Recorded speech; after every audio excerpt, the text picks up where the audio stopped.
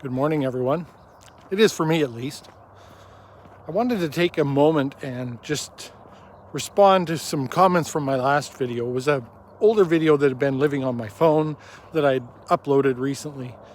And I'd had some feedback on that video. Just a few people who'd stopped by to say hi, hey, or where have you been? And a few more generous comments sort of saying that I had been missed, or one person said we missed our favorite philosopher mechanic.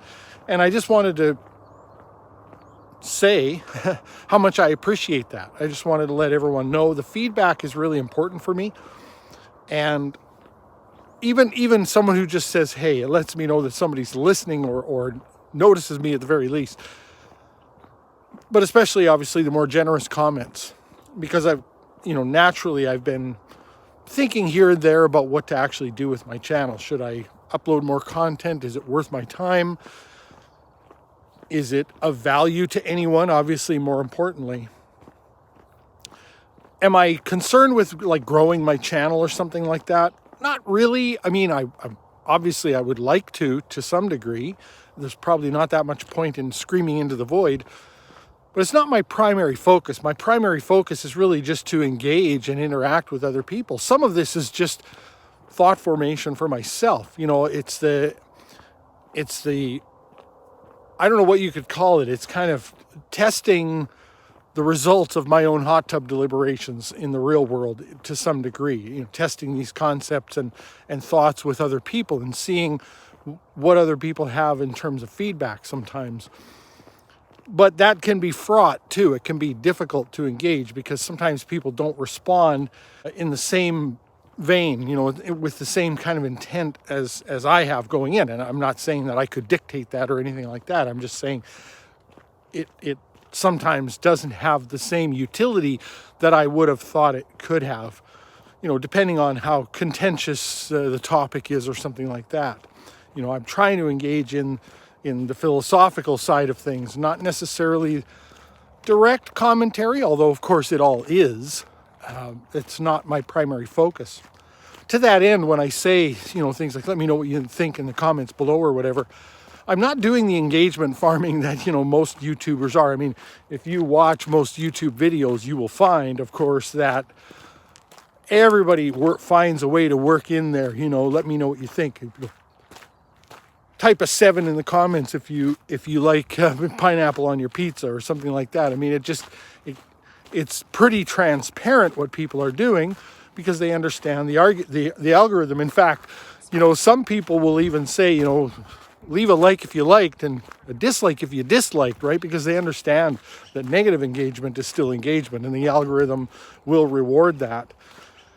I've seen some very thin-skinned YouTubers, and I've tried to explain to them when they'll make a video ranting about the negative comments they've received and talking about how they're going to block everyone who does so. I've tried to explain to them, listen, the algorithm, you know, doesn't care about whether they're being mean-spirited or whatever to you. That's just engagement, and it will reward your channel. And they respond to me, they just don't care. I mean, they're, you know, unfortunately, I think that thin-skinned that they will just delete comments and block everyone who does that. It's kind of interesting. But when I say that I'm interested to hear what you think, I genuinely mean it. I'm looking for engagement with real people. Now, you know, the political and even the legal landscape these days is getting a little bit more difficult for people who want to share real thoughts. And there would have been a time not that long ago, I think, where people would have said, if someone expressed concern about expressing their thoughts and opinions on different topics, that they were being a little bit hyperbolic, a little bit over emotional about it or something like that, overreacting.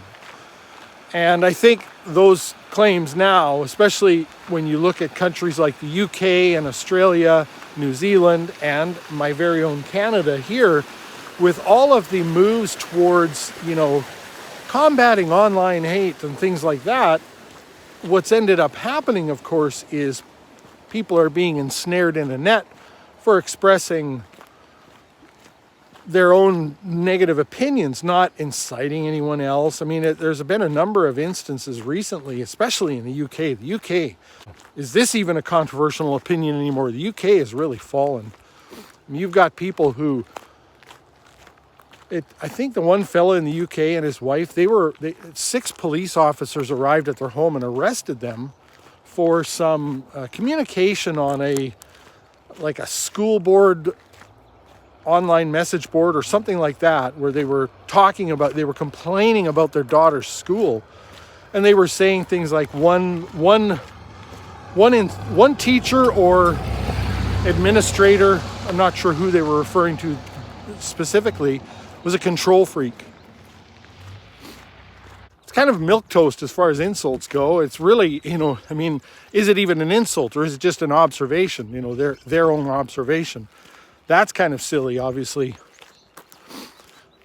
One thing that always astounds me about that, just as an aside, I was going to try to make this video as short as I can, which I will still endeavor to do, but it's difficult not to get caught up in tangents. It always astounds me, and this is, I think, ever more dangerous. The further you fall into some kind of, dystopian attack on free speech, the degree to which someone can simply launch or lodge an accusation at another person and have them incarcerated on nothing more than their say-so. This is really mind-boggling to me, because I've seen quite a few instances of this.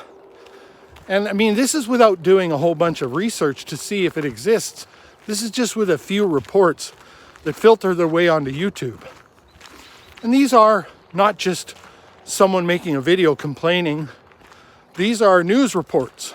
So, in theory at least, these are reasonable sources of information about these occurrences. Not sort of resorting to the same thing, right? In other words, I'm not just taking the person that this happened to, I'm not just taking their word for it. But it's astounding to me. I said to my wife yesterday, especially if we were in the UK, but maybe even here, I could get our neighbor,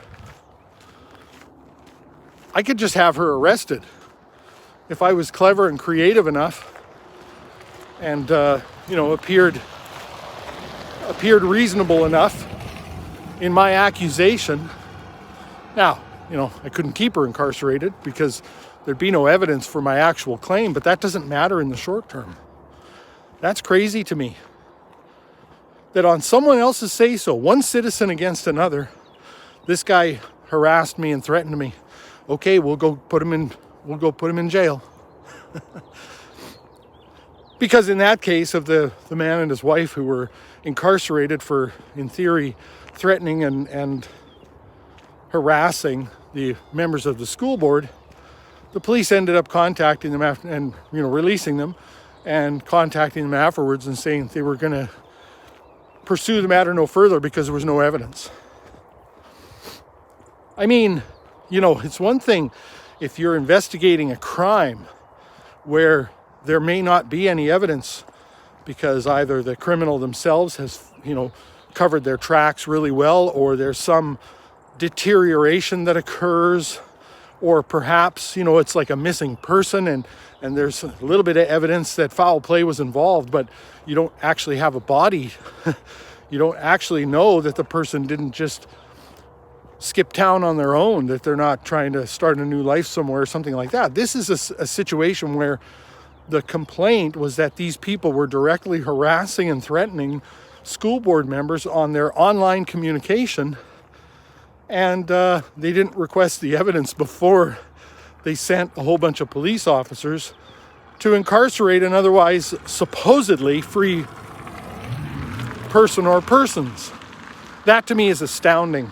And if you've done any cursory reading of something like the Gulag Archipelago, which I've done, and consider other, the Chinese Cultural Revolution, a lot of these other things, the potential that exists when people just decide for themselves that they want to control other people to that degree, and they'll use whatever means necessary.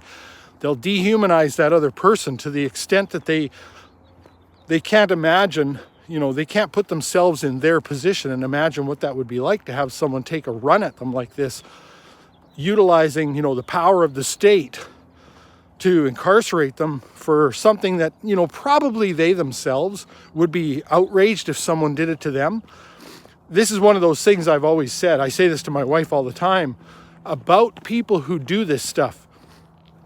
For one thing, for most of these sort of more recent cultural declarations that people make about other people and get on their soapbox as holier than thou, I'm kind of amused by the Francesca Fiorentini, Young Turks kind of saga that's going on right now. She has come out and she is really, really labeling Cenk Uygur as kind of part of the problem. And this is a good example of this. I look at her and I say out loud, you're just the bigot of tomorrow. Like, this is what people don't seem to realize about progressivism, right? Is that when your aim is to progress, whatever that means, you think that all of the olds are necessarily bad and all of the news are going to be good. People don't seem to understand that they themselves still have a threshold of progressive ideas that at some point they're going to cross where they're no longer comfortable with some of the new ideas. And at that point, they will be the bigot. And I've watched it happen. J.K. Rowling is probably kind of a good example, but I've watched it happen to a number of people, which is why I've developed that observation that you're just the bigot of tomorrow. I think it's important, obviously, to take ideas and have them stand on their own merit. Just because something is an old conservative idea doesn't mean that it's a bad idea or that it's wrong somehow. And just because, obviously, something is a new idea, a progressive idea, that doesn't make it good. That's ridiculous. And when you engage in that, you are just the bigot of tomorrow. In a similar vein to that, I think about a lot of these things like hate speech, and especially when we're not talking about direct incitements to violence and harming people of a certain ethnic minority or something like that. But when people just express their opinions about things, like when someone says children can't consent to puberty blockers or something like that, and people want to rail against them as saying that's hate speech, even though the person is saying what we actually should be doing is helping children come to terms with their body as it is and help them understand and love themselves for the way they are, preserve their biological, their cellular integrity and et cetera, and their ability to have children in the future and experience orgasm and all that kind of thing, and even just basic sensation. I mean, we've my wife, who has MS, has got a leg that's completely numb, and she just can't believe that people will so quickly amputate body parts and whatnot of people who probably don't understand what it really means to have a whole region of your body be completely numb, and you can't get that back. She's always amazed at that, how little thought is put into that. So these are general ideas. I don't think any of these are inspired by hate. And the thing about that is, when you declare someone else's speech that's actually based on an opinion, it might have good arguments behind it and is not rooted in hate, and when you declare that as hate speech and you want certain things done to that person based on that, well, my saying to that is, you'll be for this censorship until you're against it, and by that time it will be too late. So there's lots of people. I think it was from the UK, it might have been from another country in the EU, a group of politicians who were behind a certain set of censorship laws, and they were talking about how important it is and how good it is that they're doing this. And these people, I just don't think they understand that they're for it now, but ultimately they will be against it at some point, because it's not going to stop where they think it stops. This is the funny thing about all these things, is everyone seems to think that the laws that they promote, the constrictions on the restraints on their opponents, are somehow going to remain as such. that it'll go as far as they want it to, and then it'll stop there, and they just don't seem to understand. That's not the history of these kinds of things. You know, we have these cycles in human history, if you do any research at all, where people start to try to control their neighbor, and it progresses. And you want to talk about progressivism, that's a progress that happens in the real world, and by the time it gets to where it impacts you, the person who was all for it in the first place, it's too late to stop it. So you'll be for it until you're against it, and by then it will be too late. So we'll leave that rant/tangent aside and just say, how does this relate to me? Well, there are a lot of things that I would like to talk about that I am concerned about. You know, I'm watching the way people end up at the wrong end or the bad end of some sort of a prosecution with respect to relatively innocuous things even that they've said on Instagram and Facebook and other places. And I think, man, what a mistake it is to have social media. What a mistake. Now, I do believe that, actually, and I probably should completely curtail my Facebook page. I mean, they just, you know, when law enforcement gets so lazy with the advent of all the technology, you know, they got these roving vans in the UK now with this huge camera array on the roof where they just do facial recognition. They just scan people passively walking by, and they have a little sign the size of a postage stamp warning everybody that they're doing this and that you don't have to walk through the, you know, but if they catch you, they just lazily, you know, jump out of the van and cart you away if you've got any kind of a record, or if you don't, because of course these things make fucking mistakes. There's videos you can watch online if you like. There's been a member of a sort of a Big Brothers group. It's Street Fathers, I think it's called, in the UK, and they do all this youth outreach, right, where they try to find adolescents that might be, you know, bored and looking for something to do and might engage in criminal activity, and they're sort of helping them, you know, see that they can springboard themselves to a successful life if they apply themselves and provide mentorship and all of this. And this guy apparently, you know, the algorithms are so good. It's like I laugh at YouTube and Facebook and stuff, you know, when, especially back in the day when they were talking about how they're going to fight online misinformation and shit like this, and it's mostly algorithm driven. And then I get a bunch of ads on YouTube for you know, speaking in Hindi and other languages, and for, you know, women's control tops and all kinds of stuff like that. Like, it's like, well, great algorithm you've got there.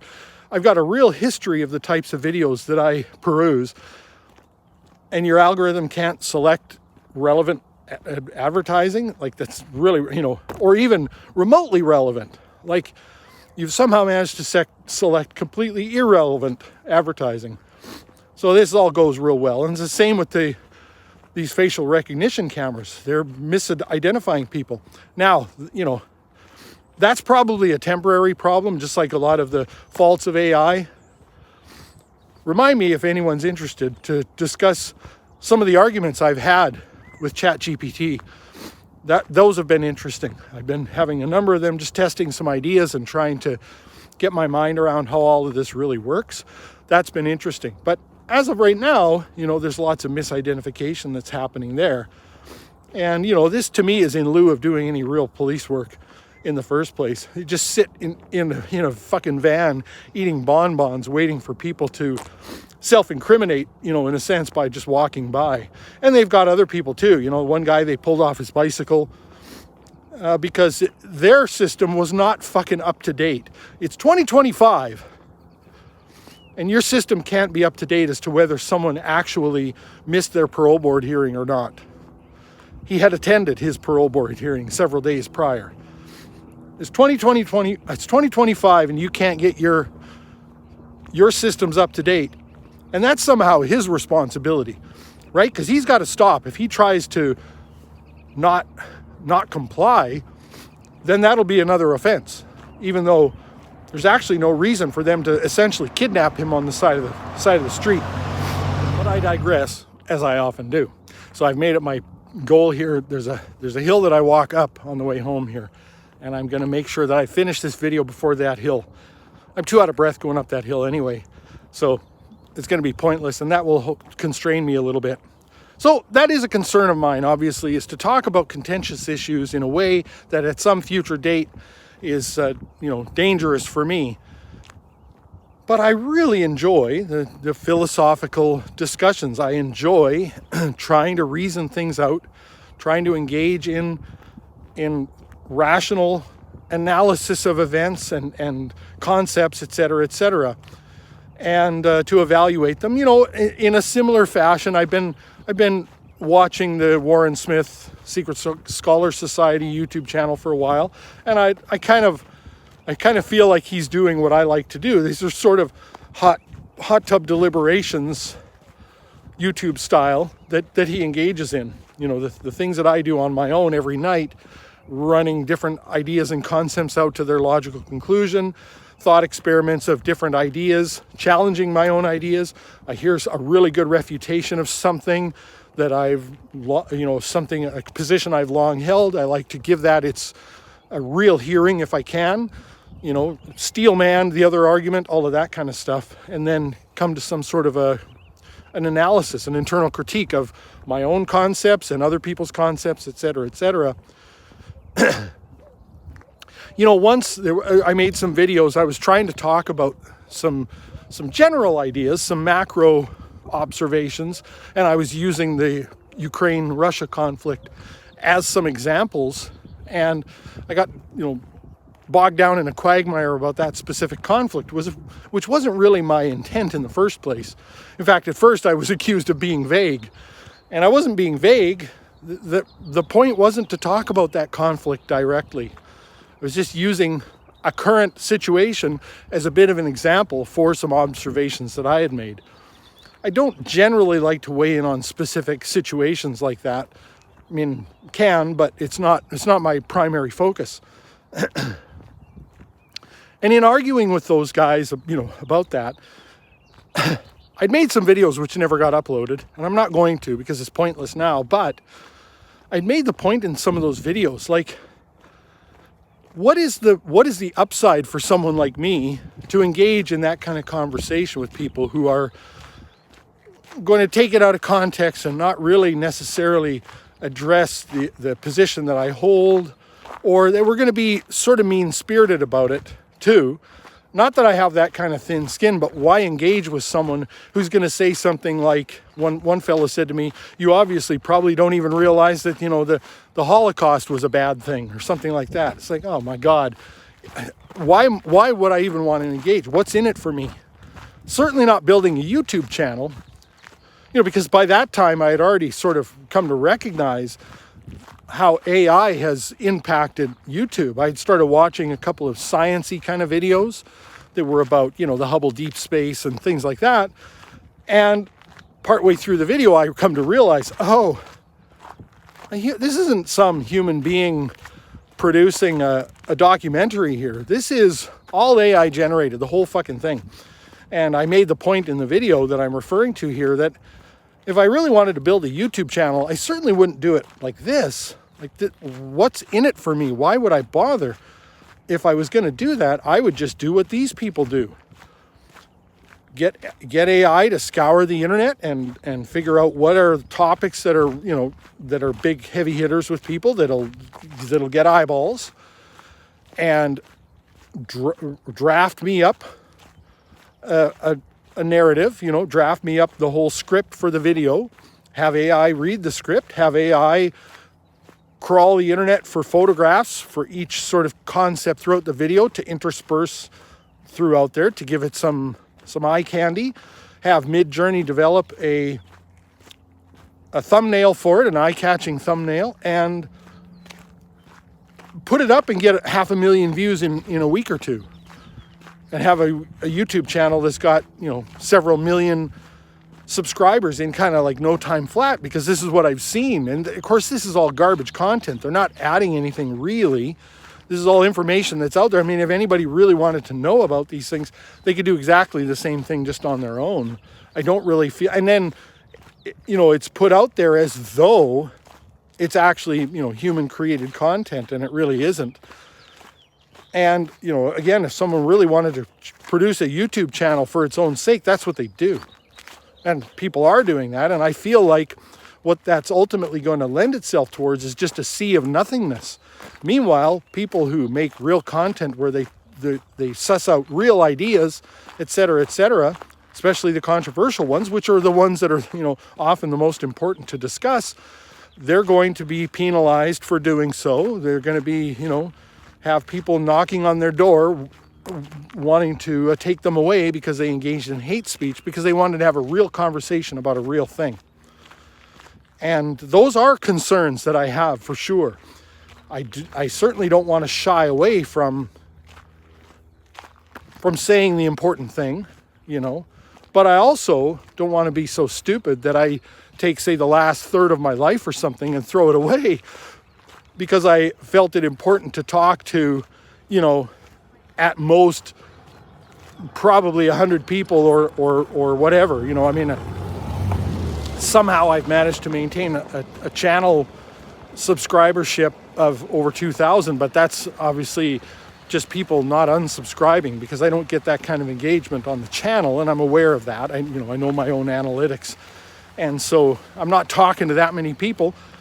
Perhaps if I grew the channel more, if I put effort into it, I could speak to quite a few more people, but it's really sort of not my goal. You know, I just want to have real conversations. But even so, I'm not sure that changes the risk all that much. Yeah, exposure, sure, but I'm not sure how much that changes the risk. So I'm going to stop here because I'm at the bottom of the hill. Do let me know what you think. I would be very interested. Again, thank you very much for the engagement that I have had. It does mean something to me. I am going to endeavor to make more videos this spring. I think probably I'm going to look at it as a test to see what to do going forward. Do I just shut down the channel entirely, or do I keep going? Do I change direction? I think I'll use this spring, much as the way I used this walk up to this hill. I'll use this spring to determine that, and I'll make a decision, a hard decision about whether to go forward or not sometime this summer, something like that. Thanks for watching. Have a good day.